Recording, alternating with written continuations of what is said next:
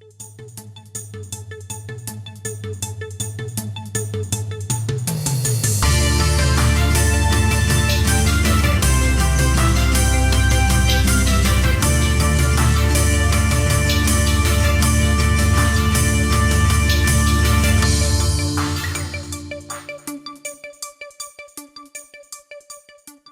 assalamualaikum. Selamat siang buat bapak-bapak dan teman-teman sekalian. Insan Selamat siang. Abibraya Alat. Selamat Oke, siang, mungkin Mas Zulfa.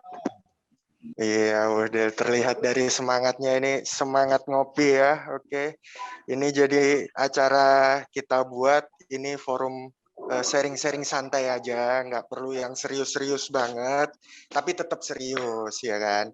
Masa nggak serius? Terus mungkin bisa cek ombak dulu kopinya. Namanya juga ngopi. Ngopi beruap kan harus ada kopinya dong. Masa nggak ada kopinya? Ya, diseruput dulu bisa kali diseruput dulu teman-teman yuk. Ngopinya bareng-bareng kan. Oke, tanpa berlama-lama aja mungkin dari pemateri pertama langsung kita sambut ya. Ini adalah the special one. Jose Mourinho, waduh, bukan dong, the special one manajer PP kita tercinta. Monggo dipersilahkan Mas Soleh untuk memulai materinya. Sudah kelihatan ya. Nah, pertama tentang type. Yang pertama saya sampaikan mengenai waktu ya, time, utilization, sama availability. Time ini nanti perhitungan utilisasi availability pasti selalu kita ngomongnya jam. Dan yang kedua adalah utilisasi. Utilisasi ini adalah penggunaan alat, lebih ke jam operasi alat. Jadi alat-alat kita itu berapa sih jam operasinya? Nah, nanti akan saya sampaikan jam operasi alat kita yang kita kelola dari Aceh, dari Kerto, sampai yang ke timur dari Halmahera sekarang ini berapa sih jam operasinya? Yang terakhir mengenai availability. Availability adalah ketersediaan. Nah, yang kita ukur adalah mechanical availability nanti. Jadi nilai mechanical availability kita berapa? Itu yang menjadi target utama atau KPI dari pemeliharaan, dari tim pemeliharaan Abibraya Alat. Nah, di sini saya tampilkan ini ya. Nah, ini saya bahasnya ini satu persatu. Ini saya buat bagan seperti ini. Ada total jam. Ini ada total jam. Total jam itu adalah total jam satu hari atau total jam kalender, yaitu satu hari 24 jam. Jadi di 24 jam itu kita ada jam kerja yang terschedule. Mungkin teman-teman jam kerja itu kalau satu shift ya antara jam 8 sampai jam 5 ya. Jam 8 sampai jam 5 itu. Dan ada jam-jam yang tidak unscheduled, yaitu di luar jam itu. Jadi totalnya itu tetap 24 jam. Nah, di jam kerja itu, di jam kerja kita, aktivitas jam kerja, itu ada jam operasi unit. Di sini ada jam operasi unit, yaitu unit ketika operasi. Nah, ada jam operasi, ada jam tunggu operasi, dan ada jam breakdown. Jam breakdown ini adalah jam waktu yang hilang. Nah, jam breakdown ini dibagi menjadi dua lagi. Jam breakdown dibagi menjadi jam perbaikan dan jam tunggu perbaikan. Dan terakhir ada jam istirahat pastinya. Karena dari jam 8 sampai jam 5 kita ada istirahat 1 jam. Nah, mungkin istilah jam-jam ini saya perlu review lagi supaya nanti kita satu persepsi ya, satu pemahaman sebelum nanti kita masuk ke perhitungan kayak jam-jam, walaupun sudah familiar, takutnya nanti perhitungan yang kita kita hitung, kita evaluasi di kantor pusat, teman-teman ada persepsi yang lain. Ini makanya saya tampilkan elemen dari jam-jam ini supaya kita satu visi. Nah, ini jam-jam ini bisa jadi terisi, bisa jadi enggak. Misalkan kalau dalam jam kerja itu full alat itu operasi, berarti yang terisi hanya jam operasi, jam tunggu operasi, dan yang lainnya terisi 0. Jam istirahat pasti ada 1 jam. Nah, tapi kalau ada jam tunggu operasi, pasti ada jam tunggu operasi. misalkan ada terjadi sesuatu, nah jam tunggu operasi yang disebabkan oleh faktor eksternal, mungkin seperti ada hujan, jalannya licin, atau tunggu BBM, tunggu lahan dan sebagainya, kan masuk jam tunggu operasi. Dan apabila alat itu terjadi kerusakan, maksudnya akan masuk jam breakdown ya teman-teman. Nah, jam breakdown ini dibagi dua lagi, jam perbaikan sama tunggu perbaikan. Nah, apakah ketika alat rusak itu langsung diperbaiki atau tidak bisa diperbaiki? Maksudnya tidak bisa diperbaiki dalam waktu itu, bisa jadi perbaikan yang dilakukan tidak hanya troubleshooting yang dilakukan mekanik langsung selesai. Bisa jadi perbaikan yang dilakukan itu membutuhkan spare part. Dan beruntungnya lagi spare part yang ada itu juga nggak ada di gudang teman-teman. Jadi maksudnya jam tunggu perbaikan. Nah, perlu saya jelaskan di sini nanti supaya mana sih yang bertanggung jawab sama jam perbaikan dan jam tunggu perbaikan ya. Nah, mungkin perlu saya sampaikan lagi di sini supaya mengerti semuanya. Mungkin beberapa parsial sudah disampaikan oleh teman-teman. Jadi gini teman-teman,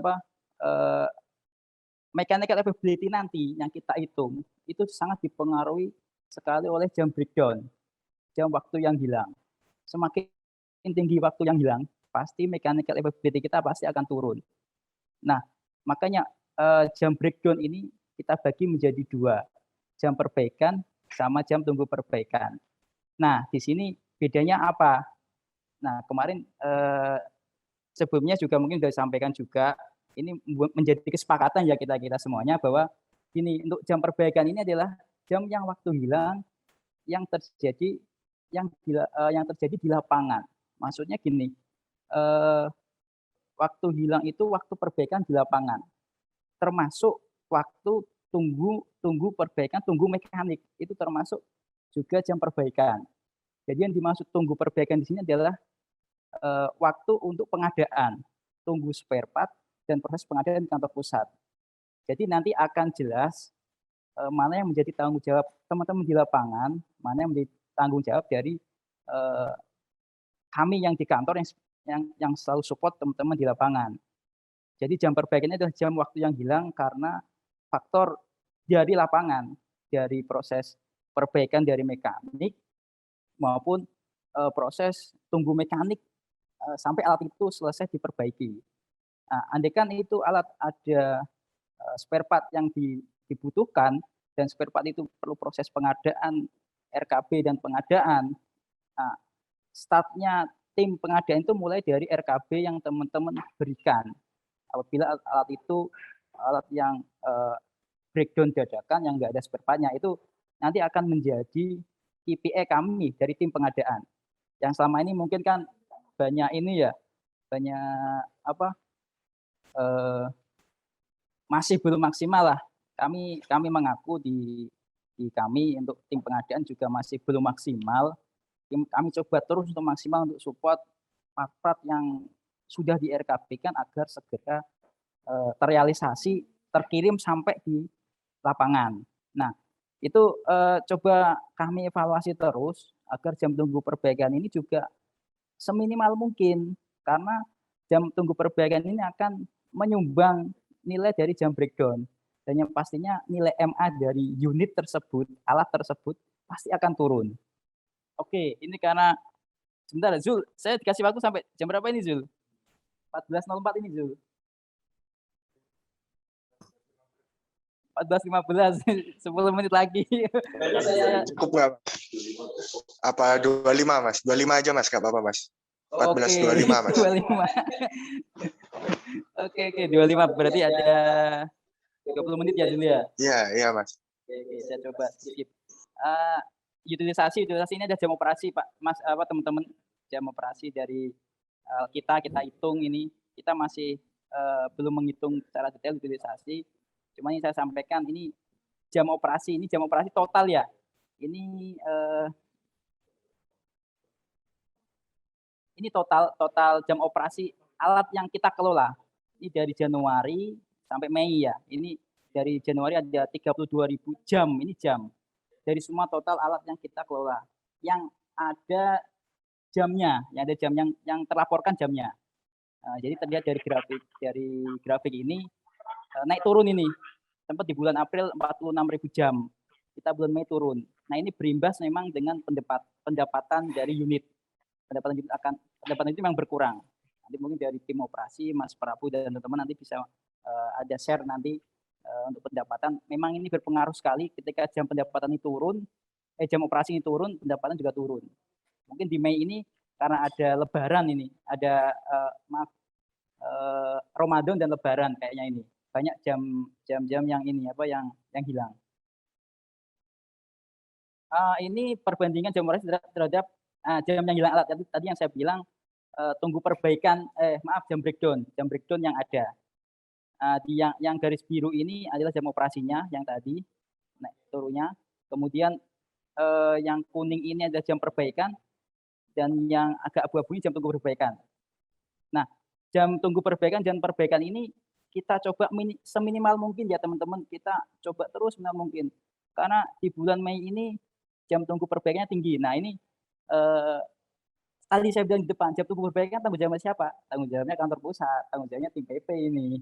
Nah, itulah semoga nanti di bulan ke depan bulan Juni ini ya, laporan bulan Juni ini untuk tunggu-tunggu spare part kehilangan jam waktu yang hilang dari alat itu yang karena tunggu spare part atau karena proses pengadaan itu makin turun ini kita tekan. Ini 1.529 jam ini. Tinggi banget di antara dari bulan Januari sampai bulan April. Bahkan kalau perbaikannya di teman-teman ini turun. Dari kemarin 1.200 ini turun. Nggak tahu nih, selalu yang perbaikan turun, yang tunggu perbaikan naik. Yang perbaikan naik, tunggu perbaikan turun. Nah, ini sama aja nih, waktu yang hilang sama, cuma hanya ini bergeser aja. Nah, kita dengan evaluasi ini nanti kita sama-sama coba ini lebih aware, sama-sama dari solusi yang terbaik ya nanti ya. Selanjutnya ini di bulan Mei ini ya, ini di bulan Mei sendiri, di bulan Mei yang kemarin ini, nah perlu saya sampaikan bahwa ada 3 kategori alat ya. Alat yang kita kelola ini punya 3 kategori, yang kita kategorikan. Yang pertama adalah alat khusus, yang kedua alat umum, yang alat umum tapi alat berat. Nah, yang kedua, yang ketiga adalah alat umum tapi kendaraan seperti dump truck itu masuknya alat umum tapi kelompok di kendaraan. Nah, ternyata dari ketiga kategori alat ini yang paling tinggi jam operasinya adalah alat umum kendaraan, yaitu adalah dump truck. Memang dump truck kita Mercy aja 87 unit ya, belum yang Hino. Dengan jumlah tersebut otomatis saya lihat juga jamnya kayak di Halmahera walaupun 6 unit itu jamnya tinggi-tinggi karena tadi dibilang shiftnya panjang-panjang, jamnya tinggi. Dan ini juga kayak Beringsila juga udah mulai bergerak, mulai banyak overtime. Yang di Ciawi Pak Sis pun juga masih tinggi terus sehingga jam alat umum kendaraan tinggi. Ini di bulan Mei harapannya yang kuning, yang hijau ini yang jam perbaikan tunggu perbaikan ini kita tekan seminimal mungkin ya teman-teman supaya ini masuk menjadi oranye, supaya masuk menjadi jam operasi gitu. Oke, ini alat khusus ini alat-alat pertama alat gedung ini. Alat khusus alat gedung ini di tim kami alat gedung ini biasanya yang menghandle itu Pak Hardiman sama Pak Kavi. Jadi mereka langsung yang akan menangani. Jadi nggak akan banyak berhubungan sama teman lapangan ini. Kalau ini utilitas dari masing-masing kategori. Nah, ini masing-masing kategori ada sendiri ini. Kami sampaikan bahwa alat khusus itu yang kita kelola itu ada 4 jenis ya di sini. Ini alat khusus yang kita kelola ada CRD, genset, kompresor dan mobil keren. Jamnya nggak terlalu tinggi ini kalau di sini. Ini alat umum alat berat. Nah, alat yang termasuk alat umum alat berat seperti ini. Ada bulldozer, ekskavator, grader, concrete pump, vibro dan wheel loader. Nah, jadi alat berat ini pasti ekskavator yang kita miliki yang sejumlah 100 lebih unit itu menyumbang jam operasi yang tertinggi. Oke. Nah, tadi sudah saya jelaskan bahwa yang kendaraan heavy dump truck HD kita yang jumlahnya juga 100-an itu menyumbang jam yang tinggi ini. Lanjut ke availability ya. Kita sebenarnya masuk ke ini, ke availability. Ini, biasa kalau di format itu kita format laporan PAMA, kita menghitung nilai PA dan MA. Cuman yang menjadi target kita adalah nilai MA. Kenapa nilai MA?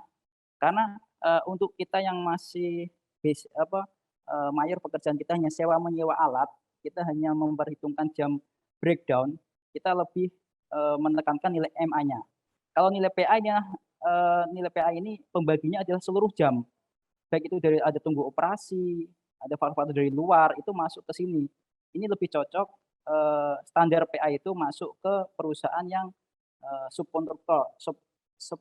subkontraktor atau perusahaan-perusahaan yang mengelola dari hulu ke hilir, bukan pengelola, sewa menyewa alat. Nah, rumus ini sudah familiar ya, teman-teman ya, rumus ini. Jadi, perhitungannya pun sudah ada di rumus, nanti tinggal makanya di sini kan yang kita tekankan kan jam operasi sama jam breakdown. Nah, hanya 2 kategori jam ini yang menjadi perhatian kita. Ini nilai MA, ini yang, saya bagi menjadi 3 kategori tadi ya. Ini nilai MA dari yang umur alatnya 0 sampai 5 tahun, dari bulan Januari sampai Mei. Yang atas ini jumlah alatnya, jumlah alat yang diukur, yang datanya, ada datanya. Sekitar, total untuk alat yang usianya 0 sampai 5 tahun itu sekitar 160-an.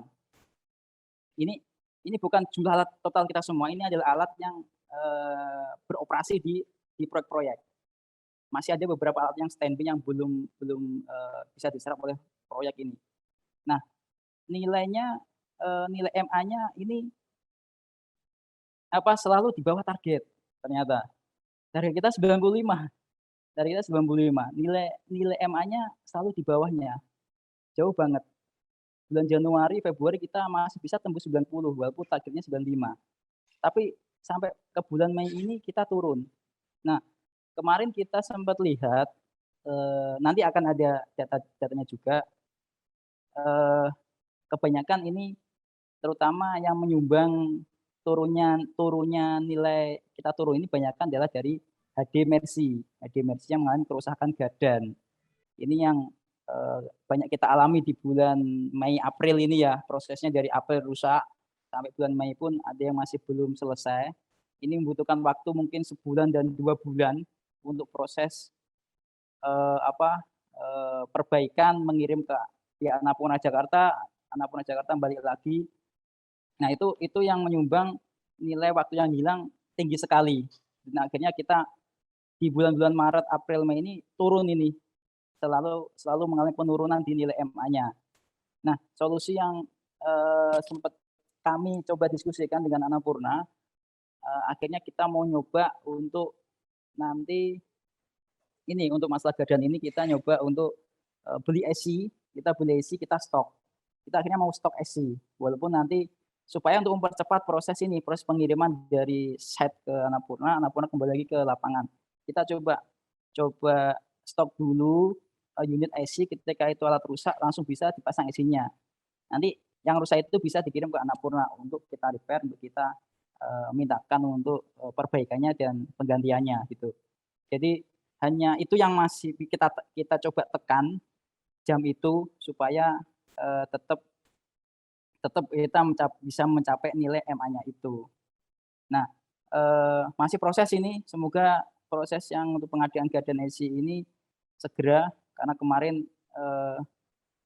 harapan saya masih bisa mengejar itu, bisa ngirim, ternyata di Bringsila sudah ada kerusakan lagi yang 1 unit itu.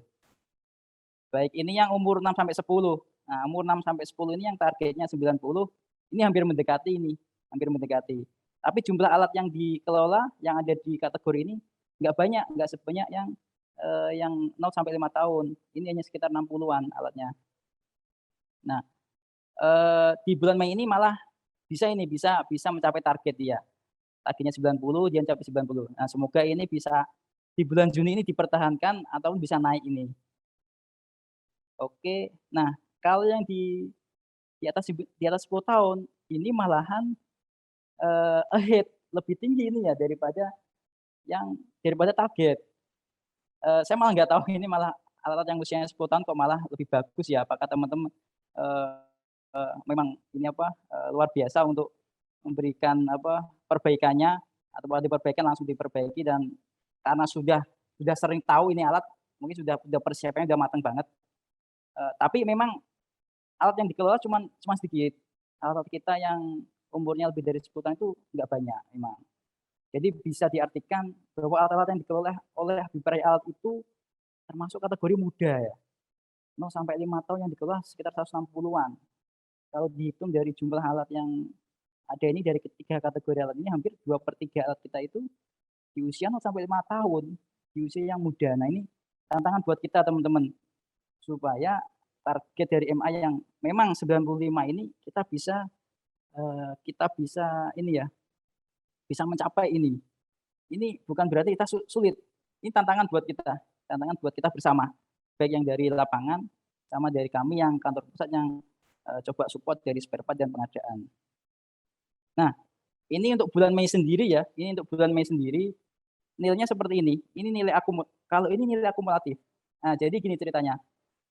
Pertama kita tampilkan data itu kumulatif ya, maksudnya kumulatif gini. Dari semua alat yang kita kelola tadi 160 sampai 15 tadi, itu kita hitung average nilainya itu, kalau total semua ada 95 nilai MA-nya. Kita kalau hanya satu kategori alat aja itu kita punya nilai MA-nya 90. Kita selalu di atas target. Cuman ketika kita ini pakai pola yang tadi di kategori masing-masing kategori, terlihat bahwa alat itu mengalami jelas mana yang alat yang di bawah, mana yang di atas target. Ketika masuk pengkategorian berbeda ini. Nah, ketika masuk pengkategorian ada beberapa yang lebih banyak ternyata yang di bawah target. Nah, Salugan malah di atas target karena alat yang 0 sampai 5 tahun ini dia alatnya itu mencapai target. Bahkan tapi yang di Sigi ini di bawah target ini. Kemudian di Kerto ini kosong karena memang alatnya umurnya tidak masuk kategori itu. Kemudian Beringsila. Nah, Beringsila karena didominasi oleh HD Mercy dan Bintang Bano ini pasti turun ini angkanya. Angkanya jelek sekali ini di Beringsila karena pengaruh dari ini ya, banyak kan dari Gardan itu. Ada beberapa unit yang kemarin mengalami masalah Gardan. Nah, ini kita nanti kita coba solusi bareng-bareng ya ini ya sama teman-teman Beringsila ya ini. Nah, untuk yang 6 sampai 10 tahun yang di bawah target itu ada di proyek Salugan. Nah, ini kayaknya ada yang overhaul doser ya Zul ya. Overhaul doser itu yang masih berjalan, yang lumayan itu coba kemarin kesalahan kita coba perbaiki, komunikasi yang berjalan kurang bagus kita coba perbaiki ya dari teman-teman Salugan supaya kedepannya ini nilainya naik ini. Ya, Pak. Karena kategori alatnya ini masuk di usia ini 6 sampai 10 tahun ya. Kemudian Kerto ini kemarin juga ada masalah di libernya kayaknya ya, di liber doser itu yang spare juga nunggu lama Pak Teguh. Nanti coba spare part itu kita coba stok Pak Teguh ya, yang memang udah ada indikasi rusak. Tadi udah saya lihat RKB-nya juga udah ada roller untuk doser. Karena liber ini luar biasa, spare part-nya susah banget Pak ini. Iya, terus nggak ada persamaannya. Filter aja susah. Vendornya MCP juga nggak nyetok juga, aduh pusing Pak ini. Dan apa tadi Jul? Limit pembayaran kita juga sangat dibatasi di MCP ini, aduh serba complicated masalahnya. Nah, coba kita bareng-bareng Pak Teguh nanti ya, kita ini dari stok ataupun dari rekanan-rekanan yang terdekat situ yang punya persamaannya, kita coba cari informasi Pak Teguh ya. Iya. Oke. Ya, yang lebih dari 10 tahun ini Zidane ini ada yang di bawah ini. Mungkin memang Zidane ini alatnya memang relatif lebih ini ya, umurnya lumayan ini bervariasi, cuman umurnya lumayan ini kemarin AT ya kayaknya ya, AT ya yang bermasalah ini ya terakhir ya. Oh, PC 300. AT PC 300, oke. Nah, coba Mas Bayu nanti dijaga Mas Bayu ya supaya ini naik ya Mas Bayu ya. Siap Mas. Oke. Nanti permasalahan apa nanti ada ini Mas Zulfa, nanti Mas David yang sudah saya bongkar pasang pemain ini bisa ini membantu membuat gol kita ini ya. Siap. Ya, tujuan dari itu semua apa sih? Ya, tujuan dari semua itu adalah kita membuat gol ya. Yang tadi bikin tik-taka, nah golnya di sini. Golnya tiga ini yang saya maksud ini. Yang pertama adalah high availability. Yaitu adalah alat itu siap ready kapanpun. Dia mempunyai ketersediaan yang tinggi. Jadi kapanpun alat itu dibutuhkan siap. Nah, itu pasti kalau alat siap, pasti ya kondisinya itu bagus. Best performance dia. Pasti akan menunjukkan performa yang bagus dan produksi yang bagus. Di dalamnya itu pasti perbaikan-perbaikan itu sudah diminimalisir seminimal mungkin. Dan yang pasti, dengan melakukan itu semuanya, biaya untuk repair cost itu pasti akan menurun. Nah, inilah 3 goal dari pemeliharaan yang coba kita ini ya kejar bareng-bareng ya teman-teman ya. Kami yang di kantor pusat pun mohon dukungannya dan supportnya dan selalu berkomunikasi supaya target-target dari MA ini tercapai. Mungkin untuk mempersingkat waktu ya kita langsung sambut aja ini pemateri kedua, sang protektor, pelindung kita semua, helm dan rompi level 3 kalau kata tretan muslim. Ya, manajer GISE kita satu-satunya, the one and only, Bapak David. Monggo Pak, dipersilahkan. Baik, terima kasih Mas Zulfa atas attention-nya. Oke, sebelumnya Assalamualaikum warahmatullahi wabarakatuh. Waalaikumsalam warahmatullahi. Izin copot masker ya.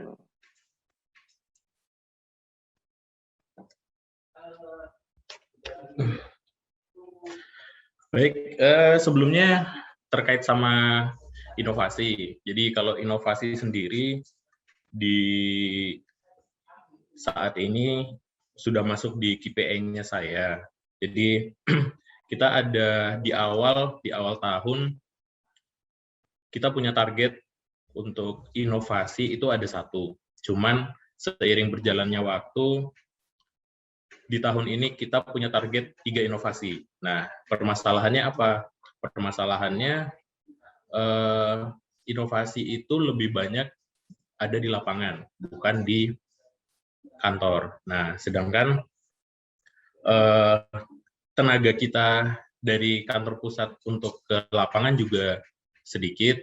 Nah, makanya di sini saya pengen memberdayakan teman-teman yang hadir sekarang terkait sama inovasi. Nah, ini salah satunya inovasi terkait dengan penambahan filter solar pada eksavator PC 208M0. Nah, ini sebuah karya inovasi sebetulnya sangat simpel, cuman nggak kepikiran, nggak semua orang bisa memikirkan hal yang sama. Nah, ini nanti kalau untuk teknisnya biar dijelaskan langsung oleh Mas Alex. Jadi ini dikembangkan di proyek di daerah Halmahera.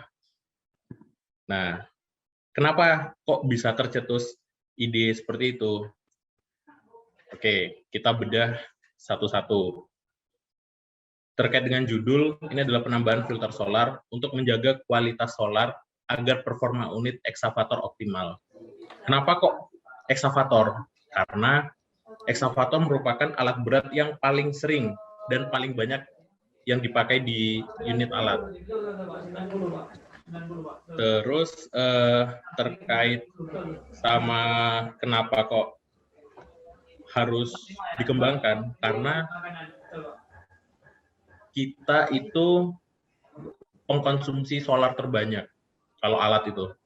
Nah, permasalahannya di daerah timur itu semakin ke timur, bergerak semakin ke timur, itu solar kondisinya semakin buruk.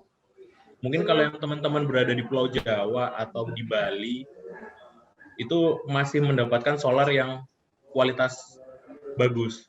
Saya nggak tahu kenapa, mungkin solar yang dikirim sama, tapi secara penyimpanan atau distribusinya mungkin buruk. Jadinya hasil dari solar yang konsumsi di lapangan di daerah timur terutama itu jadi banyak banyak kendala dan akhirnya si alat jadi rusak. Nah, kemudian ini terkait dengan tujuan inovasi, menjaga performa alat, penghematan biaya operasional dan suku cadang. Mungkin ini lebih ke PP tadi ya. Nah, kenapa kok saya mengangkat tema inovasi di kali ini? Jadi gini, kita itu bekerja adalah suatu persaingan. Karena yang bekerja di Abipraya pun tidak hanya semata-mata dari unit alat, tapi dari ekstern yang lain. Nah, permasalahannya, kompetitor itu pasti ada dan sangat banyak. Dan ingat, mereka tidak pernah tidur. Mereka tidak pernah berhenti untuk mencari terobosan baru. Terus yang kedua terkait dengan pelanggan yang tidak pernah puas. Nah, ini kenapa kok harus ada inovasi? Karena itu, kita harus semaksimal mungkin memberikan bahwa ini loh, kita nih sudah perform yang terbaik. Nah, nantinya di bulan ini pun ada survei kepuasan pelanggan. Itu juga KPI-nya di saya, dan saya berharap tidak ada nilai yang anjlok, karena pasti bakalan jadi pertanyaan kenapa kok sampai terjadi seperti itu. Kemudian terkait kenapa kok harus ada inovasi, karena akan selalu ada perubahan. Nah, ini yang paling penting nih, akan selalu ada perubahan. Jadi kalau teman-teman cuma berpikirnya, ya udahlah kita ngikutin sesuai yang kebiasaan aja, ya kita nggak bakalan berkembang, kita akan stuck di tempat yang sama.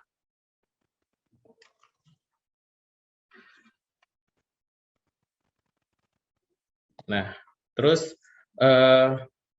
bagaimana sih sesuatu bisa dianggap suatu inovasi? Kita bicara inovasi itu ada beberapa standar yang harus terpenuhi. Entah itu dari biaya, mutu, waktu, maupun dari K3E lingkungan. Nah, minimal dari beberapa permasalahan ataupun nantinya solusi yang ada, itu mencakup minimal 1 poin.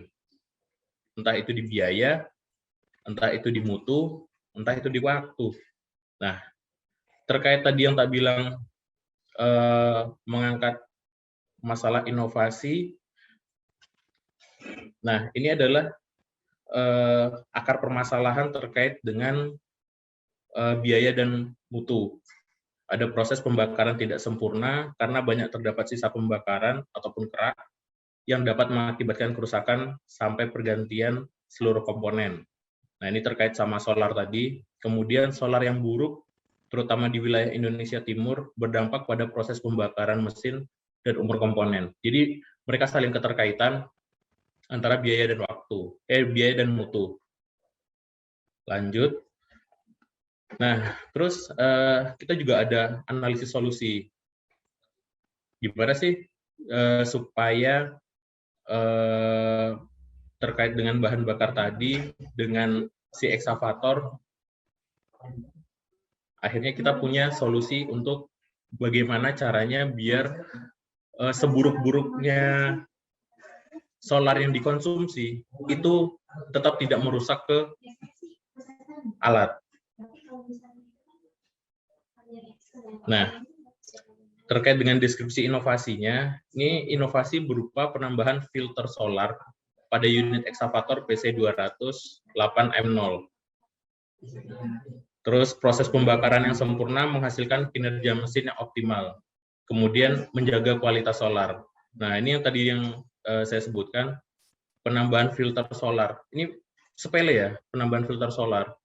Tapi impact atau dampaknya tuh sangat besar. Jadi kalau cuman gara-gara solar kualitasnya yang buruk, terus mesin mesinnya sampai apa ya? Turun mesin ya, masalah ya. Sampai turun mesin itu nanti seperti efek domino. Selain waktunya jadi tambah molor, biayanya tambah banyak, pekerjaannya jadi nggak optimal, banyak nanti ke belakangnya yang bermasalah. Belum nanti ada komplain dari owner, nanti kita disuratin. Nah, ini yang jadi problem yang biasa teman-teman di pusat alami ini. Nah, terus ini pengaplikasian inovasi. Nah, ini ada gambar sebelum penambahan, terus ada gambar part dari penambahannya, nah sampai gambar setelah penambahan.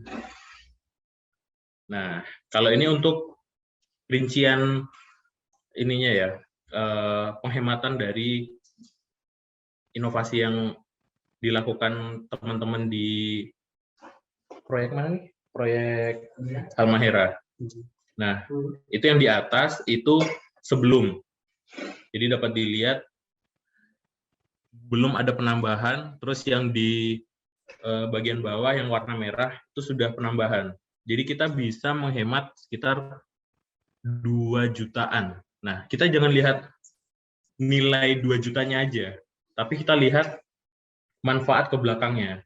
Yang tadi saya bilang, umur mesin jadi lebih panjang, kemudian biayanya juga lebih murah, terus maintenance-nya jadi lebih mudah, dan yang paling penting, optimalisasi biaya mutu waktu. Lanjut, nah ini manfaat dari inovasi itu terkait sama yang saya presentasikan, itu terkait sama mutu, itu mendapat kualitas solar yang terjaga secara maksimal. Jadi dengan adanya double filter, solar yang semula kurang baik atau buruk, itu setelah mengalami 2 kali penyaringan, diharapkan jadi lebih baik. Terus pembakaran solar sempurna, sehingga kinerja mesin optimal, serta umur komponen menjadi lebih awet. Nah, mungkin sedikit gambaran dari saya seperti itu. Tetapi ini biar teman-teman lebih aware, lebih terbuka, lebih menekan kreativitasnya kembali. Ini kan terutama yang di lapangan nih, saya yakin pasti punya ide-ide aneh, nyeleneh, dan tak pikir pasti yang nggak kepikiran sama orang lain, tapi itu bermanfaat. Walaupun cuman nambahkan apa atau inovasi apa, tapi dampaknya dapat dirasakan terutama untuk unit alat dan untuk owner-nya sendiri. Mungkin seperti itu ya, Bapak-Bapak ya, teman-teman sekalian ya. Jadi harapan saya, ini kan baru perdana nih di bulan Juni ini. Kemungkinan kalau misalnya di bulan depan, di bulan Juli kita ngadain kopi beruap lagi, saya harap sudah ada teman-teman yang lain nih yang punya ide gagasan baru yang bisa jadi pembicara. Jadi kita tim yang di pusat maupun teman-teman di lapangan juga bisa saling share. Nah, ini nih yang pengen kita gali nih potensinya dari teman-teman sekalian. Nah, biar nggak panjang lebar, ini ada satu persembahan mungkin ya dari Mas Alek nih terkait sama inovasi yang barusan saya jabarkan. Mungkin untuk lebih teknisnya bisa dilanjut Mas Alek ya? Mas Zulfa, gimana? Ya Mas, bisa Mas. Monggo. Mungkin ada pertanyaan dulu untuk Mas David.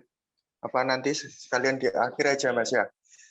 Biar menyingkat waktu, ini juga kita sambut juga pemateri ketiga, praktisi inovasi yang tadi sempat dijelaskan oleh Mas David.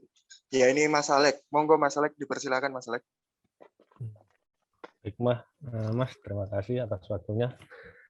Assalamualaikum warahmatullahi wabarakatuh. Bisa kedengar? Waalaikumsalam warahmatullahi wabarakatuh. Dengar Mas, dengar. Baik Pak, langsung aja saya buka materi.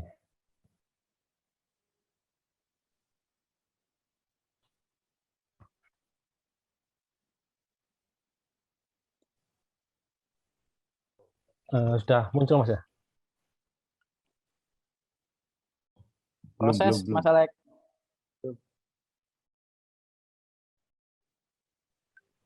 Bapak sebelumnya muncul. ya saya langsung aja Pak, ini terkait penambahan part dan cara pemasangan filter tambahan di unit PC 208. Saya langsung dari awalnya dulu Pak untuk history.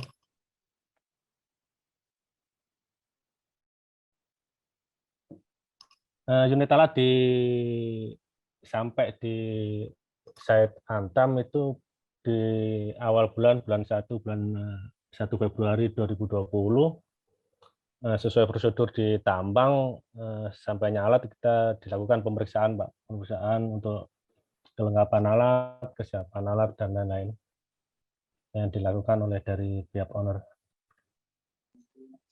Mungkin bisa di slideshow Mas Alek untuk tampilannya biar lebih full. Slideshow. Yang mana Mas? F5 coba Mas, F5 aja Mas langsung Mas.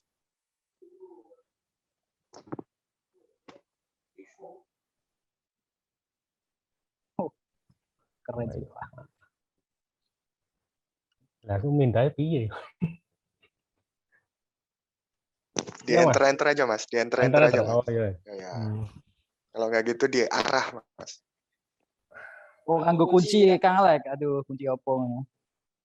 Nah, iki susah paham nih Mas. Nggak bisa ya. Nganggo enter mau jadi Sulawesi. Dengan jarimu, dengan kuncimu ya. Nggak bisa berubah Mas. Enter terus Mas. Enter terus. Enter terus. Soalnya sampean gawe iki model animasi. Tinggal dhewe lali ra. Saya lanjut Pak ya. Monggo Mas. Kira-kira pas tanggal 6 bulan Februari unit langsung setelah pemeriksaan tadi dan kelengkapan administrasi untuk operator dan drivernya, tanggal 6 Februari unit langsung operasi Pak. Di sini unit BBM menggunakan B30. Terus ini adalah tangki penyimpanannya. Di Sidal Merah itu ada 2 tempat lokasi Pak, karena di sana nggak boleh satu lokasi itu menyimpan banyak bahan bakar BBM. Lanjut, ini adalah masalah yang timbul setelah beberapa hari unit pemakaian solar B30. Untuk yang terasa sekali yang di unit CE 137, 138 dan 141 Pak. Jadi di ini di tanggal 4 Maret itu kita melakukan PM 2000. Terus di HM 2178 unit sudah mengalami low power Pak.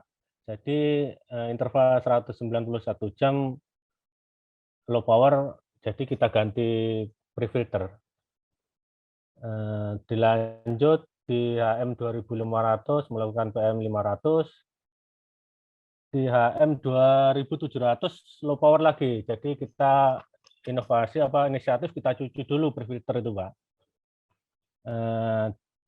Di HM 2759 unit mengalami low power lagi, terpaksa kita ganti.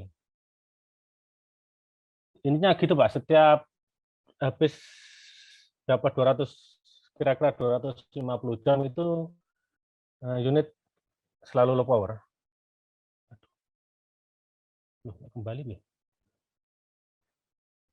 Jadi di HM 2600 23 tanggal 2 September kita melakukan penambahan prefilter bersamaan dengan penggantian prefilter, Pak. Di situ pas hilang.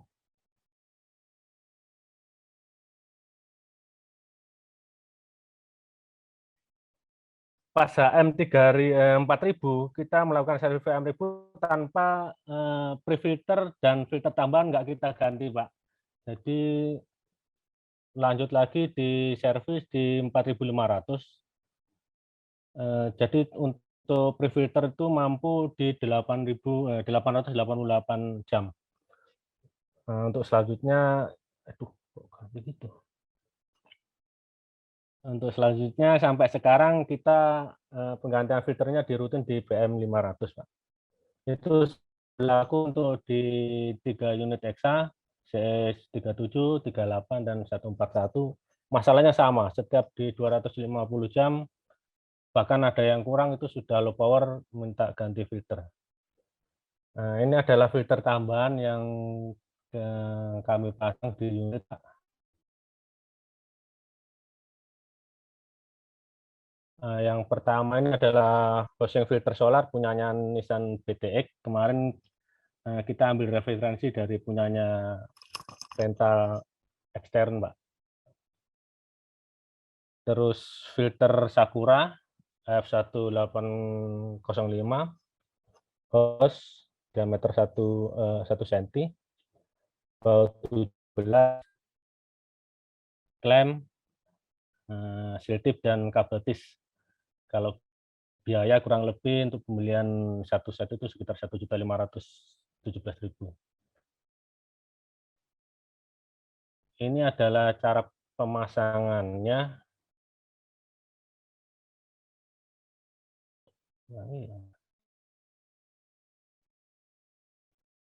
Cara pemasangannya pertama parkir unit pada posisi yang aman.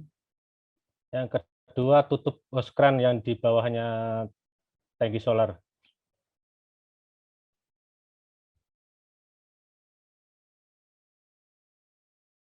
Terus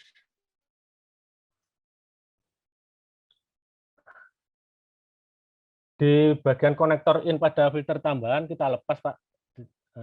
Kita lepas, kemudian filter kita pasang di bracket. Kalau di unit itu di dekatnya pompa, tempatnya breather hose tangki hidrolis. Di situ ada bracket 1. Kalau di sini kita lubangi, di situ kita tempel di situ, Pak, untuk pemasangan filter F1085. Dilanjut. Nah, ini yang di konektor yang di head prefilter aslinya unit kita lepas. Langsung kita pasang di in yang di filter tambahan, Pak, karena sudah cocok untuk nutnya sudah cocok, jadi kita tinggal pasang aja. Terus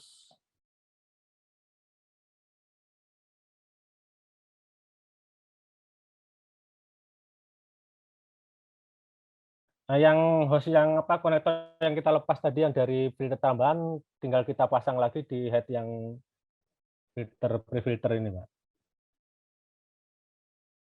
Kemudian semua terpasang, dipasang hose-nya, kita pompa untuk kita buka lagi karena sampai padat, kemudian unit bisa kita running dan kita cek kebocoran. Nah, ini kira-kira gambarnya sebelum seperti ini dan sesudah seperti ini. Ini adalah foto kegiatan loading dan hauling yang ada di proyek Tim. Untuk loading 130 ton. Nah, ini unit kita Axor dan ini Actros punyanya FAT. Ini juga untuk yang di Evo, kadang kalau banyak yang nunggu dibantu oleh WR. Ini kegiatan pengapalan. Unit kita kadang nggak bantu untuk ramdornya tongkang. Ini menata tumpukan yang di dalam tongkang untuk keseimbangan. Di sini ada tiga unit, Pak. Dari kita Absor, dari FHT Aptros, dari PT AGS Hino 500 Ranger. Ini juga sama, menata tumpukan. Ini setelah di dalam tongkang ini Pak, kita unit tetap tinggal di dalam tongkang untuk memberi umpan pada bucket grab ini Pak, yang ada di kapal vessel.